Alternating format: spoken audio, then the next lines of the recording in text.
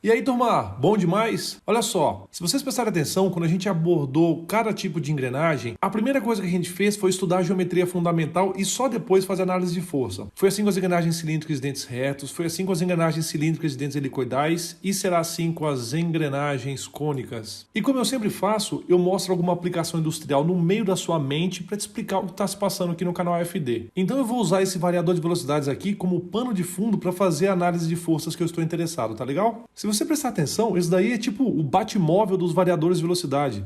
Dá uma olhada como é que ele é invocado. Estilão mafioso, bonito demais. Esse daí usa estricnina de lubrificante, meu amigo. Fica de olho nele. Aqui, vocês conseguem perceber claramente que esse variador de velocidades tem eixos de entrada e saída que se interseccionam, não é? O que eu vou fazer agora vai ser remover essa tampa superior e daí te mostrar qual é a configuração interna dele. Olha só que legal, ele tem um estágio de variação de velocidades que é composto por um par de engrenagens cônicas. Inclusive, eu sempre insisto com vocês, só de olhar para esse variador de velocidades, não dá para a gente saber se ele é redutor de velocidades ou se ele é um multiplicador de velocidades. Porque a função que esse dispositivo vai executar depende demais de onde é que você vai conectar o motor elétrico. E é por isso que fica a sugestão de utilizar o termo genérico variador de velocidades. Porque pensa aqui comigo, se eu conectar o motor elétrico aqui no eixo do pinhão, vocês concordam comigo que o fluxo da potência vai ser do pinhão para a coroa? E isso fará com que haja uma redução de velocidades e um consequente aumento de torque. Essa redução de velocidades vai ser na proporção de Z2 por Z1, assim como vai ser o aumento de torque, proporcional a Z2 dividido por Z1. Só que no caso do torque, a gente tem que descontar os rendimentos do caminho percorrido pela potência. Então a gente vai levar em conta o rendimento dos rolamentos, do engrenamento e assim por diante. Então deixa eu fazer uma hipótese numérica aqui ao dizer que o pinhão tem 25 dentes e a coroa tem 100 dentes. Então, nesse caso, se o pinhão for 4 vezes menor que a coroa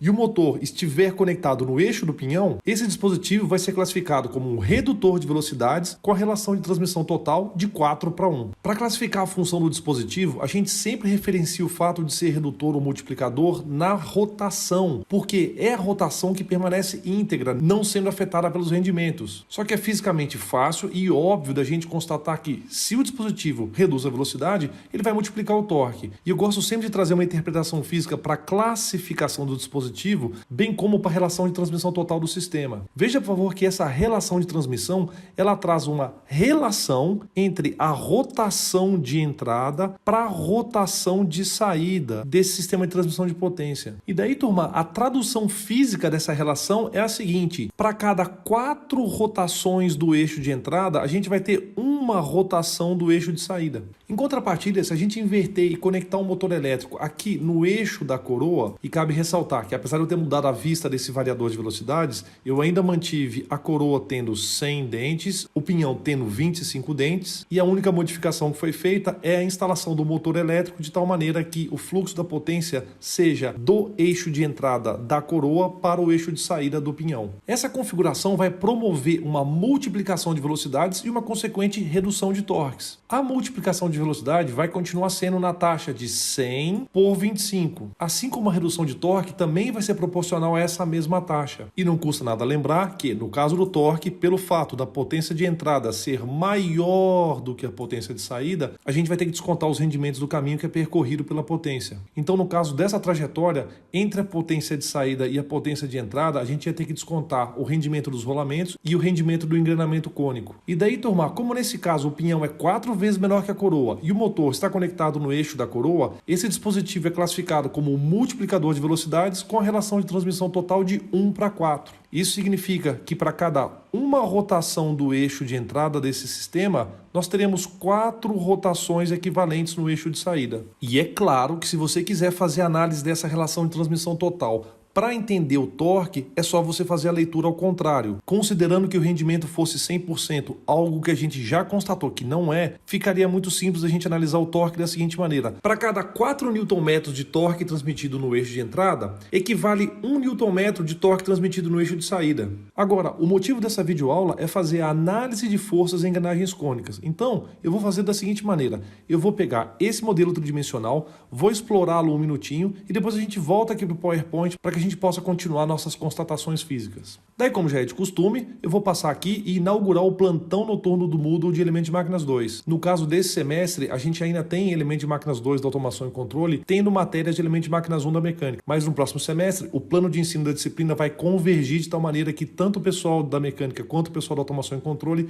tenham exatamente os mesmos conteúdos. Então, vamos lá, clicar no nosso modelo tridimensional e também, como é nosso costume, vamos fazer uma exploração das vistas principais. Essa é a vista frontal, essa aqui é a vista traseira, vista lateral esquerda, que também não nos ajuda muita coisa, vista lateral direita, a vista de topo e a vista da parte de baixo desse nosso modelo. É claro que todas essas vistas estão fundamentadas no ponto de referência que foi escolhido pela desenhista ou pelo desenhista. Então o que eu vou fazer aqui com vocês é remover a tampa superior, de tal maneira que vocês consigam ver claramente que se trata de um modelo que tem apenas um estágio composto por engrenagens cônicas. Então o que eu vou fazer vai ser colocar esse modelo numa vista que seja mais favorável para a gente e eu vou fazer com que apenas tenhamos na nossa vista as engrenagens e os seus respectivos eixos de transmissão de potência. Nessa videoaula, a gente está interessado em analisar a troca de forças que acontece entre os dentes. Então eu vou pegar uma representação genérica aqui para sedimentar esses fenômenos físicos,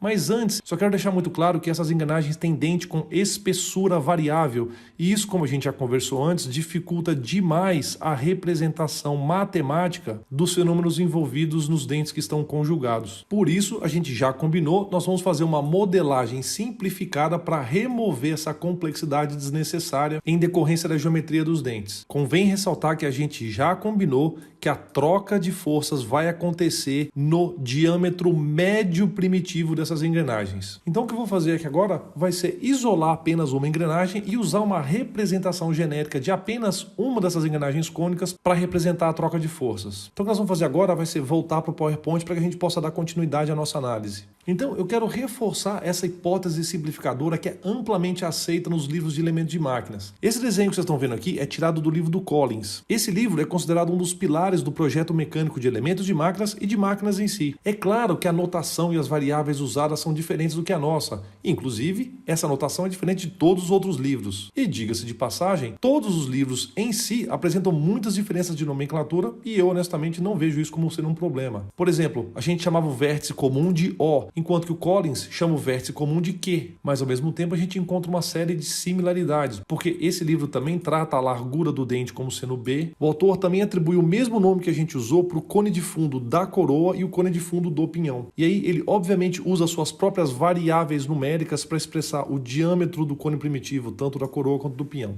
Enfim, não é meu objetivo te mostrar quais são as similaridades, muito menos ficar apontando as diferenças de nomenclatura. A minha ideia aqui é te mostrar que nós vamos fingir que a troca de forças vai acontecer nos diâmetros primitivos médios dessas engrenagens. E para efeito do cálculo da força, essa cota aqui é bastante importante para a gente, que é a metade do diâmetro primitivo médio. Então a gente vai supor que a força trocada entre dentes conjugados vai ser chamada de Fn porque ela é normal aos dois flancos dos dentes em contato. E conforme a gente combinou, essa força vai estar aplicada em metade da largura do dente. Por sua vez, essa figura que você está vendo, que obviamente tem notações diferentes da nossa, é extraída do livro do Shigley, que também é um dos pilares do projeto de engenharia mecânica. Você vai perceber que, inclusive, eu já te mostrei uma diferença da nomenclatura que o Shigley usa para a nomenclatura que a gente usa. Essa aqui vai ser a nossa força tangencial, esse ângulo aqui vai ser o nosso ângulo de pressão, esse ângulo aqui é o ângulo de cone primitivo da engrenagem respectiva, essa vai ser a força axial e essa daqui que estava escondida e agora eu te mostrei vai ser a projeção radial. Você percebe, inclusive, em um dos exercícios que a gente fez em videoaulas anteriores, que o Shigley considera como RAV a metade do diâmetro primitivo médio. Agora, só para te dar um outro exemplo, eu vou te mostrar a nomenclatura utilizada pelo Juvenal, que sem sombra de dúvidas, junto com o livro do Norton e do Mott, eles podem ser considerados a literatura básica da disciplina de elementos de máquinas. Então, excetuando-se pela diferença de nomenclatura, essas abordagens são rigorosamente idênticas entre si, mesmo porque eles estão tratando da mesma fenomenologia.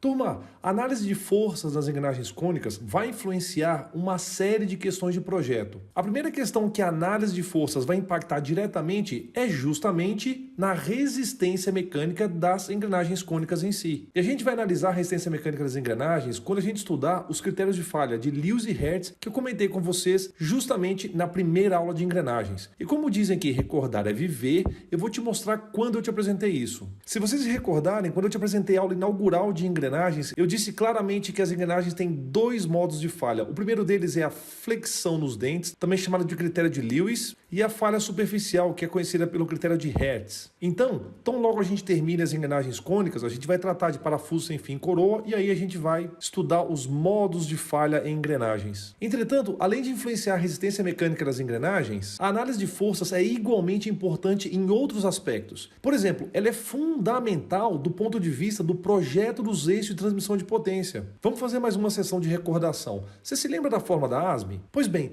nessa fórmula tem o momento fletor, que é uma das propriedades locais do eixo. E daí a gente só vai conseguir calcular os momentos fletores se a gente souber quais são as forças aplicadas nos eixos. Então, mais uma vez, a análise de forças se torna fundamental para que a gente possa também fazer o projeto dos eixos. Porque nessa figura que vocês estão vendo, a gente só tem uma engrenagem cônica montada sobre o eixo. Esse é o único elemento de transmissão de potência que esse eixo tem. Então fica evidente que as forças trocadas entre os dentes das rodas conjugadas são fundamentais na determinação desse momento fletor em uma seção específica do eixo. E a mesma coisa vai valer para o torque. Se a gente não conhecer as forças trocadas, a gente não consegue fazer o diagrama do torque e, por consequência, a gente também não consegue especificar qual é o torque em uma seção específica do eixo. E olha só, se isso não fosse suficiente, a análise de força das engrenagens vai também influenciar a seleção dos bancais de rolamento que estão nesse eixo. Porque, obviamente, essas forças aplicadas no eixo devem ser sustentadas pelos bancais de rolamento. E você acha que acabou por aí?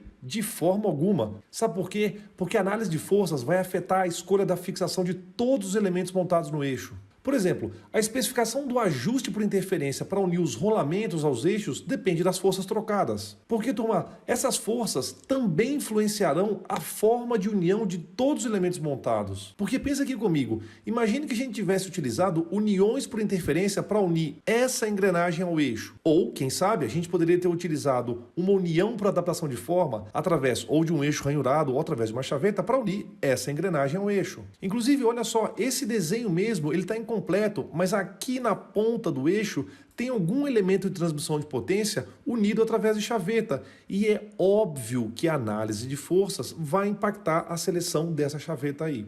Então, se você pensar bem, a gente tem um grande ecossistema mecânico, onde está quase tudo conectado. E agora que você está fazendo Elemento de Máquinas 2 e tem a maturidade técnica, você consegue perceber claramente a conexão entre quase todos os conteúdos que foram tratados até essa fase do curso. E olha só, se você não conseguiu perceber, eu vou chamar sua atenção, pode ficar bem tranquilo, porque mesmo que você ignore essa conexão não vai te ignorar. Quando você fizer a lista de exercícios, você vai perceber que essa conexão entre assuntos é implacável e inexorável. Então, para ilustrar tudo isso, eu vou pegar uma situação genérica onde eu vou isolar esta roda cônica aqui e marcar força normal ao flanco dos dentes trocada entre os dentes conjugados. E aí, ao estudar as projeções mutuamente ortogonais dessa força, que a gente chama de Fn, e está aplicada no diâmetro primitivo médio das rodas dentadas, vocês terão uma base técnica fundamentada para entender todos esses aspectos que eu comentei com vocês e eu resumo aqui e agora. Então, turma, esse resumo textual que eu apresentei aqui para vocês traz os itens mais importantes que a análise de forças impacta em um projeto. E notem, por favor, que eu não estou falando somente das engrenagens cônicas. A análise de força em todas as engrenagens que a gente aprendeu até aqui vai impactar drasticamente esses parâmetros de projeto que eu resumi nesse slide. Então, com o objetivo de pavimentar o terreno para que a gente possa fazer a análise de forças em engrenagens cônicas, eu vou definir com vocês as direções ortogonais principais de um engrenamento cônico. E para te ilustrar isso nessa figura, eu vou supor que tivesse um pinhão cônico conectado exatamente aqui, no meio dessa engrenagem.